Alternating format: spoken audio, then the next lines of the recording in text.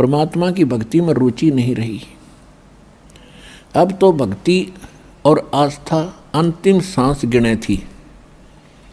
कुछ ही वर्षों के बाद इस पृथ्वी पर कोई परमात्मा कहने वाला व्यक्ति नहीं रहा। इन नकली संतों ने, इन नकली पंथों ने और यथार्थ भक्ति ना मिलने से मानव को कोई लाभ हुआ नहीं। परमात्मा के लिए भटक रहे हैं, अंत में उनका कुछ वहाँ से राहत मिल नहीं रही, तो सभी ने दूसरा तरीका अपना लिया। लगभग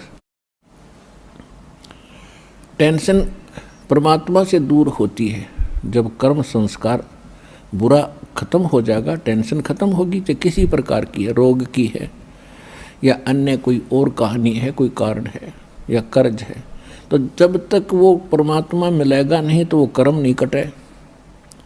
समर्थ भगवान नहीं मिलेगा तो कर्म नहीं कटेगा, पाप कर्म कटेगा नहीं, और पाप कर्म कटेगा नहीं तो टेंशन समाप्त नहीं हो सकती। तो वो ना साधना मिली, ना भगवान मिला हमारे को, ना कोई सा संत मिला कि उस ज्ञान को बतावे और हमारे इन पापों का नाश करावे। और जो महापुरुष, जिस समय वो महापुरुष हुए हैं जिनको भगवान मिले, उन्होंने यही ज्ञान बताया जो दास आपको आज बता रहा है, और परमेश्वर ने यही ज्ञान बताया। लेकिन उस समय हम नहीं समझे उन महापुरुषों की वाणी को, उनके ज्ञान को, क्योंकि हम शिक्षित नहीं थे। परमात्मा आपको शिक्षित करना नहीं चाहता था। सतयुग से लेकर और कलयुग के 50 वर्ष से पहले तक आज से कोई शिक्षित नहीं था, क्योंकि इस शिक्षा ने हमें अभिमानी और बेईमान बना दिया। हम अपनी टेंशन समाप्त करने के लिए जो भगवान से राहत मिली नहीं, तो हमने, किसी ने तो शराब पीनी शुरू कर दी, किसी ने धनी बनने के लिए रिश्वत लेनी शुरू कर दी। ये दूना पाप इकट्ठा कर लिया। तो जिस कारण से परमात्मा ने आपको शिक्षित बनाना पड़ा, क्योंकि इसके अतिरिक्त कोई विकल्प नहीं था आप तक अपना संदेश भगवान पहुंचा सके। ऐसी विज्ञान मालिक ने दी है ना। ये मनुष्य यही था 43,20,000 वर्ष है 4 युगों में, और 3 युग डालिए, लगभग 40 लाख 39 लाख वर्ष जा चुके एक चतुर्युगी के। तो अभी तक हम शिक्षित नहीं हुए, क्योंकि परमात्मा नहीं बनाना चाहता था आपको बेईमान, अहंकारी, अभिमानी। और ना उससे पहले कोई इसी विज्ञान बना सका जो आज बन रहे हैं। कंप्यूटर हैं, इंटरनेट सिस्टम बना दिया, मोबाइल बनवा दिया अपने बच्चों के लिए। अब ये 10 वर्ष से उरे उरे ढूंढा ठाया परमात्मा ने। ये गॉड गिवन बुद्धि है या किसी मनुष्य स्तर की खोज नहीं है। और परमात्मा ने इसलिए दिया कि सब बच्चे मेरे इस ज्ञान को रह रह कर देखेंगे, प्रमाणों को मिलाएंगे, और फिर चलते फिरते काम करते करते मेरी महिमा सुना करेंगे।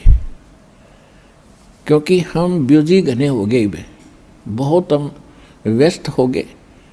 काम तो बहुत कम हो गया, क्योंकि मशीन से सब काम हो रहा है, और फिर भी हम व्यस्त इतने हैं, समय नहीं किसी के पास भगवान की 2 घड़ी भक्ति करने का।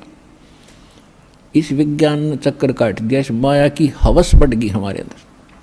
तो इस ज्ञान से इस माया के जोड़ने की हवस कम होगी और भक्ति की हवस जागेगी, और तब ये आत्मा परमात्मा की भक्ति में दृढ़ता से लगेगी। तो उसके लिए भगवान ने ये समय सेलेक्ट किया, और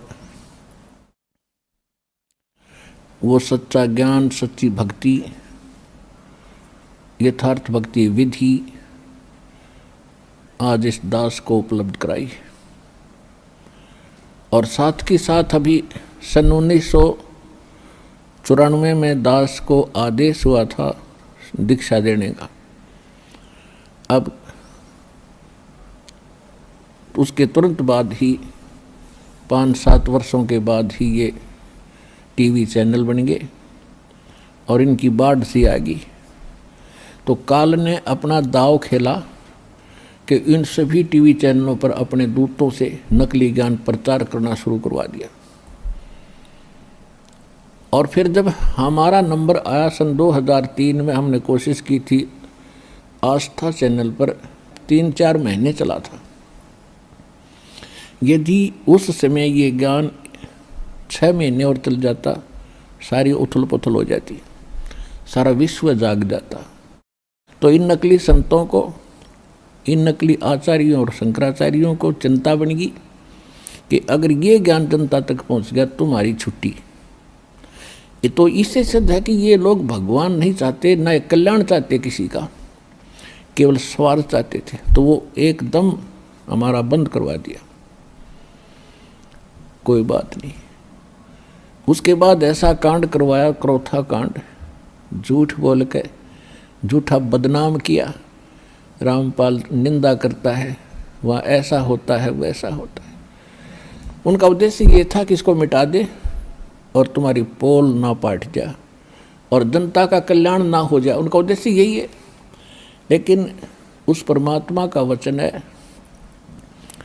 कि ये ज्ञान पूरे विश्व में जाएगा, सारा संसार भक्ति करेगा। परमात्मा के बच्चे हैं, जो हमारा विरोध कर रहे हैं वो भी भगवान के ही बच्चे हैं, वो परमात्मा के बच्चे हैं। लेकिन इस काल उनका दुरुपयोग कर रहा है, उनके कर्म बिगाड़ रहा है। तो परमात्मा ने दया करी है। देखो, पहले से भी 1000 गुना बढ़ गया हमारी संगत भी, हमारा प्रचार भी। तो ये परमात्मा का चलाया मार्ग है। उसके एक वचन से सारे ब्रह्मांड बन गए और अपने स्थान पर घूम रहे। इनको रोक कर दिखाओ वैज्ञानिक। इसी प्रकार ये परमात्मा का वचन है, उसके वचन से ये ज्ञान पूरे विश्व में जाएगा और 2 दिन आगे पीछे सबको मानना पड़ेगा, क्योंकि बहुत दिन देख लिए परमात्मा ने अपने बच्चों को तड़फते भुगतते। 3 युग दे दिए काल को और कितना संतोष किया मालिक ने। किसी का बालक दुखी हो, माता पिता को चैन नहीं होती। अब उनको मालूम था ये दुखी हैं। सतयुग त्रेता द्वापर में भी दुखी थे, लेकिन इतने नहीं थे जितने कलयुग में हो गए। तो इस कलयुग में यहाँ तक आना था आपको लेकर के, और अब आपको वो ज्ञान देना है। अपनी शरण में पूरे विश्व को मालिक ने लेना है और आपका कल्याण होगा, पूरे विश्व का कल्याण होगा। ये परमात्मा का वचन है। अब विश्व में कोई जीव सुखी नहीं आज के दिन, और जो साधना वो करते थे वो भी फेल हो ली, क्योंकि वो करते करते दुख आ गया आप पे, तो वो साधना ठीक नहीं। भगवान की भक्ति से दुखी व्यक्ति सुखी होता है, और करते करते दुख हो रहे, कैर टूट गए, तो वो भक्ति नहीं है, साधना नहीं है, और वो भगवान नहीं है जिसकी आप साधना करते थे। तो अब परमात्मा ने वो रजा बख्शी है कि यथार्थ ज्ञान इस दास को दिया है। और सन 1994 से लेकर आज तक लगभग 20 वर्ष हो गए हैं। तो यही ज्ञान प्रारंभ से दास कहता आ रहा है, और सन 2000 के बाद सदग्रंथों को देखा है दास ने 2001 में। तो उस समय सदग्रंथों में देखा तो जो ज्ञान पहले दास बताता आ रहा था और जो मंत्र नाम पहले से दे रहा था, वो इन सदग्रंथों में जो के तो मिले, तो और उमंग और खुशी का ठिकाना नहीं रहा कि परमात्मा इन सदग्रंथों से अगर आपका ज्ञान मेल खा गया तो आपके बच्चे आपको पहचान सकेंगे। अन्यथा यदि हम ज्ञान सुनाते रहेंगे कबीर साहिब की केवल वाणी लेकर के या इन महापुरुषों की वाणी लेकर के, ये भगत आपको दृढ़ता से नहीं मान पाओगे। फिर ऐसा ज्ञान दिखाया दाता ने, सारे वेद गवाह, सारे सदग्रंथ परमात्मा बता रहे हैं Kabir is God, Kabir is God. कौन कबीर? वो धानक कबीर, दुल्हा कबीर, जो काशी के अंदर 120 वर्ष रहे, अपना ज्ञान प्रचार भी करते थे, सारे ब्रह्मांडों का संचालन उस झोंपड़ी में बैठकर करते थे और हमें ज्ञान भी देते थे। वो प्रत्येक युग में ऐसी लीला करते ही करते। तो अब परमात्मा ने इस काल से कहा था प्रथम सतयुग के अंदर जब परमेश्वर ने देखा कि सब जीव दुखी हो गए, हाहाकार मचा है, हम जब से इसके काल के लोक में आए हैं, हम उस सुख को भूल नहीं पा रहे जो हम छोड़ कर आए थे। लेकिन हमें वो पता नहीं वो है कहाँ। इसने इतनी भूल डाल दी कि वो है कहाँ। वो सुख हम यही खोज रहे हैं, इस नमक की बोरी में, इस नमक की मंडी में हम बूरा का टेस्ट खोज रहे हैं। और बूरा और नमक की एक जैसी शक्ल होती है, देखने में एक जैसा होता है, लेकिन उसके टेस्ट में दिन और रात का अंतर होता है। तो ये काल भी भगवान है यहाँ का। यहाँ की व्यवस्था हम देखते हैं, जैसे दिन रात बन रहे हैं, शीतल हवा चल रही है, फलदार वृक्ष हैं और जमीन में पानी, बड़ा सुंदर जल है, मीठा है। ये सुविधाएं देखते हैं हम तो हमें लगता है कि ये बिल्कुल भगवान है जिसने हमारी इतनी चिंता है, कितने अच्छे फल फ्रूट दे रखे हैं, अपने आप उगे हैं ये। तो ये है नमक की बोरी का टेस्ट, यहाँ की जो सुख हमें दिखाई देते हैं। और जब हम सतलोक के उस व्यवस्था को देखेंगे, वहाँ के सब फल और उनकी टेस्ट को देखेंगे, तो ये नमक जैसा लगेगा हमारे को। तो ये सुख वहाँ है जिसको हम खोज रहे हैं। दूसरा सुख वहाँ क्या है? वहाँ जरा और मरण नहीं है। जरा माने वृद्धावस्था और मरण मीन मृत्यु। वहाँ जन्म और मृत्यु, बुढ़ापा और मृत्यु नहीं है। एक बार जन्म अवश्य होगा वहाँ जा कर के आपका, यानी जैसे यहाँ हुआ है ऐसे वहाँ भी होगा, और फिर आपका परिवार बनता चला जाएगा। अब जैसे कैसे अच्छे लगते हैं माता पिता, भाई बहन, रिलेटिव, नाती पोते पोती, दोता दोती, और कितने अच्छे लगते हैं, कितना प्यार है आपका। और फिर आप इनमें नहीं रह सकते, और ये भी कभी आपको छोड़ सकते हैं। काल का ना जाने कब किस पर अटैक हो जा, फिर हम रोते हैं, टक्कर मारते हैं। इतनी प्यारी वस्तु फिर दोबारा देखने को नहीं मिलती, और फिर उनको रोते रोते हम भी मर जाते हैं कभी। तो ये जो दुख है, ये आपको उसकी सतलोक के सुख को दृढ़ करेगा, और यहाँ से मन हटेगा। और इसका तरीका बताया है कि आप अपने सभी रिश्तेदारों को, और नहीं तो कम से कम अपने पूरे परिवार को परमात्मा की भक्ति में लगा दो। यहाँ तो एक बार सबने जाना है, ये तो अंडरस्टूड है, ये तो ना भी मानने वाली बात ना है कि हम नहीं मरेंगे। ये दूसरी बात है, भी नहीं मरेंगे पर कभी तो मरेंगे। तो ये स्थान अपना नहीं है। आज जिस संपत्ति को हम अपना मान रहे हैं, हमारी मृत्यु होगी तो दोबारा उसमें हिस्सा हमारा नहीं है। ना जाने कौन से कंट्री में जाकर हमारा जन्म होगा। तो ये यहाँ की वस्तु अपनी कोई नहीं है, ये अस्थायी, ये आपका सटे है, अस्थायी निवास है। और इसको आप स्थायी बनाने की कुचेष्टा करते करते युग बीत गए, असंख्य युग बीत गए। मरते हैं, फिर सोचते हैं कोठी बनाएंगे, बंगले बनाएंगे, ठाठ से रहेंगे, इतने मृत्यु हो जाती है। ये हमारी भूल ही है, बाकी फिर उसी स्पीड से लगे हुए। तो यहाँ से हटने के लिए इस ज्ञान को आश्रय बनाना पड़ेगा, अपने आधार बनाना पड़ेगा। और उसके बाद फिर इस भक्ति करो। जब तक आप रहोगे, भक्ति करोगे, तो आपके जो प्रिय सदस्य हैं परिवार के, उनकी भी सुरक्षा भगवान करेगा। जब तक यहाँ रहोगे तब तक दुख दूर हुआ, और जाओगे, जब आराम से जाओगे, भक्ति करने वाले की मृत्यु ऐसे होगी कि आपको पता भी नहीं लगेगा। ऐसे जाओगे पटदेसी, और आप बैठे पाओगे सतलोक में, परमात्मा के साथ घूम रहे होगे। एक भक्तिहीन प्राणी और दूसरी भक्ति करने वाला भुगत कर मरता है, तड़प कर मरता है, या कोई अचानक हार्ट अटैक होकर मर जाता है, तो शोक में नहीं है। उसके यम के दूत दिखाई देते हैं, वो एकदम फटते शरीर छोड़कर भाग जाता है और उसको हार्ट अटैक कह देता है। गति तो बंद होएगी जब जीव निकल गया उसके अंदर से, तो फिर उसकी दुर्गति और घनी होती है आगे चल के। लेकिन परमात्मा के भक्तों का वो संकट भी टलेगा, आपके बच्चे भी सुखी रहेंगे, आपका परिवार यहाँ भी पीड़ा से बचेगा, लेकिन भक्ति करनी पड़ेगी और मर्यादा में रहना पड़ेगा। फिर आप सतलोक जाओगे। सब बच्चे भक्ति करने वाले धीरे धीरे सारे वहीं, क्योंकि वो ज्ञान ऐसा घर कर जाएगा प्रत्येक प्राणी के, बच्चे के, प्रत्येक सदस्य के, कि यहाँ तो अपना है ही नहीं।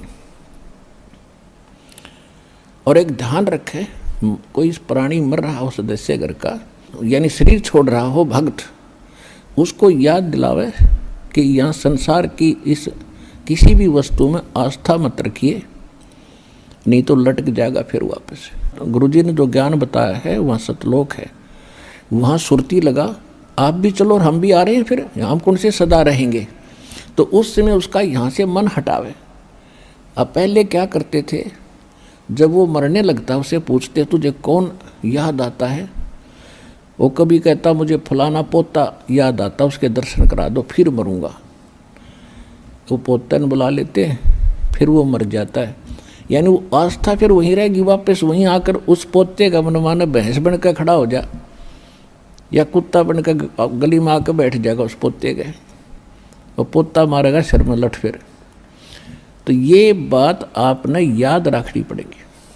ठीक है, जब तक आपका संस्कार है प्यार से रहो, और इनको भी भगवान के बच्चे जानकर उनकी सेवा करो, अच्छा मार्गदर्शन करो, प्यार से रखो, बुराइयों से बचाओ और भक्ति पर लगाओ। ये आपका परम कर्तव्य बनता है।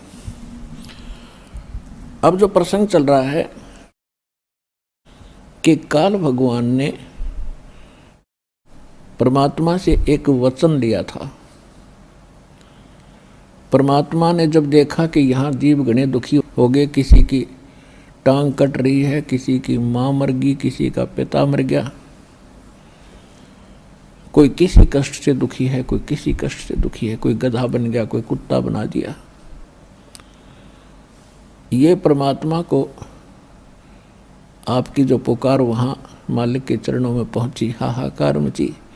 अब जैसे हम भी बेसिक श्री विष्णु जी के पुजारी था ये दास, श्री कृष्ण राम का और हनुमान जी का, और फिर भी लास्ट में न्यू कहा करते, कोई आपत्ति आ जाती, हे सच्चे भगवान, हे सच्चे मालिक।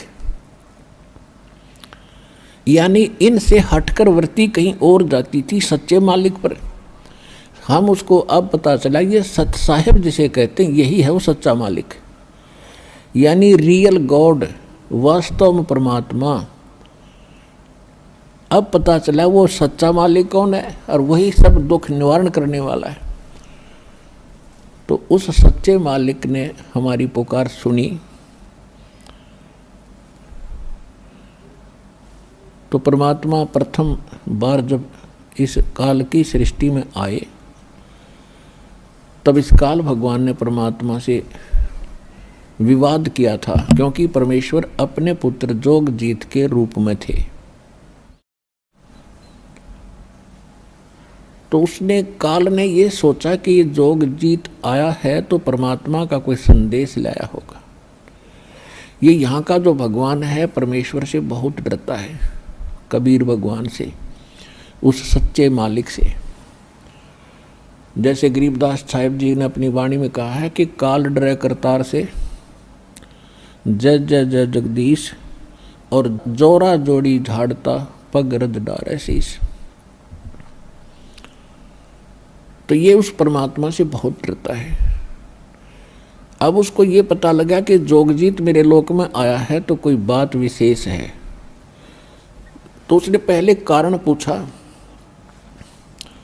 कि जोगजीत, आपने मुझे वहाँ से निकाला था, आप सृष्टि रचना में पढ़ते हो, परमात्मा ने जोगजीत के रूप में आकर इसको वहाँ से 21 ब्रह्मांड सहित अपने सतलोक से निष्कासित किया था। तो इस कारण से उसने इस बात से दुख हुआ कि तू मेरे लोक में क्यों आया, जब तूने अपने लोक से हमें भगा दिया था अब तू मेरे लोक में कैसे आया? ये तो मैंने तप करके ले रखा, तेरा इसमें कोई रोल नहीं। इस चीज से बहुत दुखी हुआ वो। कौन? काल। फिर उसने सोचा कि ये कोई संदेश लाया होगा, पहले वो पूछ लेता हूं, फिर इसके साथ मैं युद्ध करूंगा, इसको पीटूंगा। तो परमात्मा जोगजीत रूप में खड़े थे, उन्होंने कहा कि सुन ले काल, परमात्मा का संदेश सुन ले तू।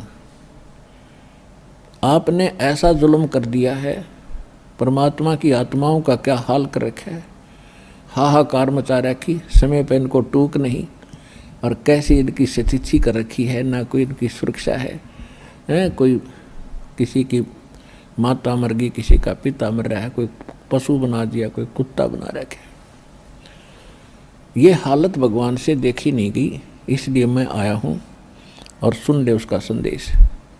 मैं नीचे जाऊँगा सारे ब्रह्मांडों के अंदर और तेरी पोल खोल लूँगा, तेरा पर्दा फाश करूँगा। तू भगवान नहीं है, ये काल है, ये तुम्हें खाने के लिए यहाँ रोके हुए हैं, और सारी तेरी कहानी बताऊँगा, परमात्मा की सच्ची कथा सुनाकर, सृष्टि रचना सुनाकर के उनको दृढ़ता फैलाऊँगा, और सच्चा नाम मेरे पास है, परमात्मा ने दिया है, वो नाम सुनाऊँगा। उसके भक्ति करके वो सीधे वापस वहाँ चले जाएंगे जहाँ से वो आए थे। अब इस बात को सुन के उस ज्योति निरंजन काल के को बड़ा दुख हुआ और इतना गुस्सा आ गया कि इस जोगजीत ने अभी ख़त्म कर दूं, नहीं हो तो मेरा नाश करेगा, उजाड़ देगा मेरे को।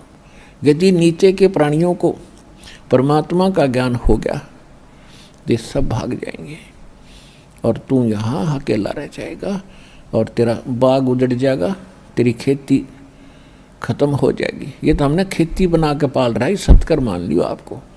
ये कोई दास की अपनी मन गढ़ंत कहानी नहीं है, ये गॉड गिवन स्पिरिचुअल नॉलेज है।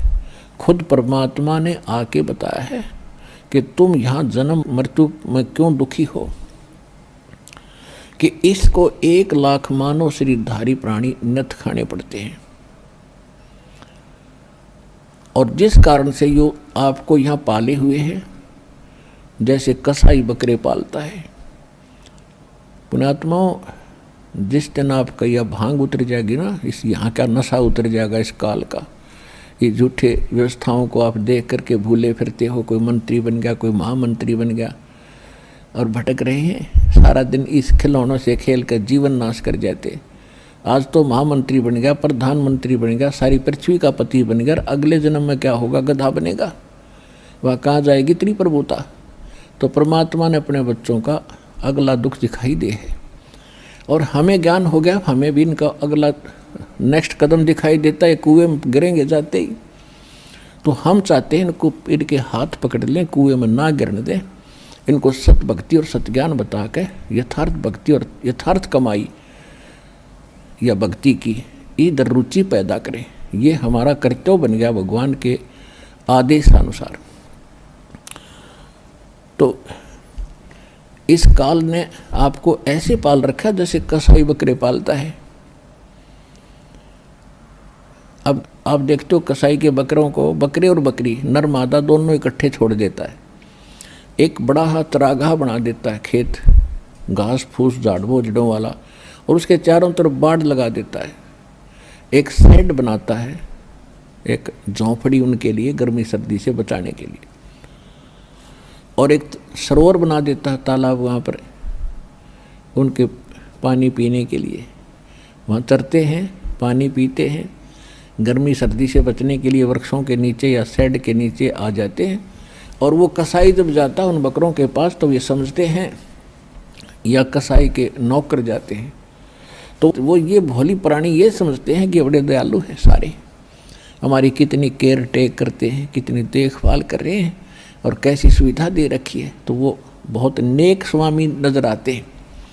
लेकिन जब उसको ज़रूरत पड़ती है कसाई को, वो निकलवा लेता है, 10 चाहिए 20 चाहिए उनमें तो, उसमें ना देखता किसी का बेटा आ रहा है, किसी की माँ आ गई है, या पूरा परिवार ही क्यों ना आ गया हो, बेशक आ जाओ। कसाई किसे कहते हैं? तो पुण्यात्माओं, जब कभी कभी वो कसाई या उसके नौकर जब उन बकरों में जाते हैं, बकरियों में, तो वो उनको अच्छा आदमी समझकर उनसे प्यार करते हैं, उनकी तरफ भाग कर जाते हैं, उनसे प्यार करते हैं, ऊपर को पैर उठा के सीने से लगाना चाहते हैं और उसके हाथ को चाटते हैं। वो देख रहा है ऐसे हाथ लगा के, वो कसाई देख रहा है कि इसमें कितना मांस हो गया, कौनसे में कितना है, पहला किसकी टिकट काटूं। और वो चाटते हैं, स्वामी अच्छा मालिक मानकर उसे प्यार देते हैं।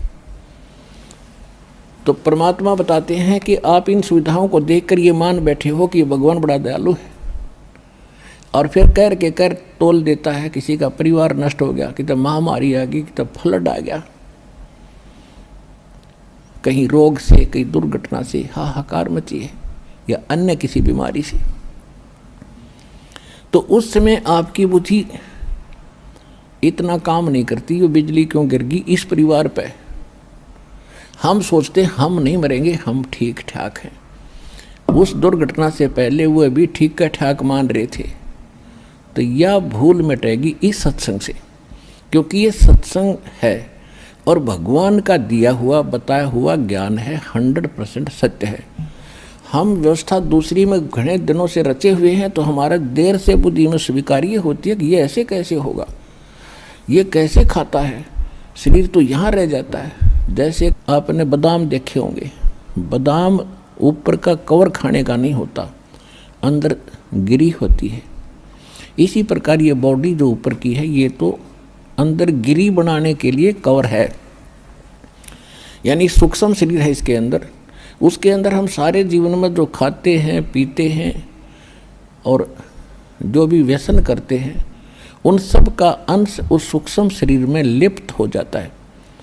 शेष तो बॉडी इस स्थूल शरीर के पालन पोषण में लग जाता है और कुछ उसके अंदर समा जाता है। जैसे आप देखते हो ओका, बीड़ी और शराब, ये बुक्की और ये अफीम, ये खान की चीज़ है और सबसे ज़्यादा सबके घर में पहुंच गई है। कलयुग में शायद ही कोई व्यक्ति बचा हो, व्यक्ति बचा है तो घर नहीं बचा है।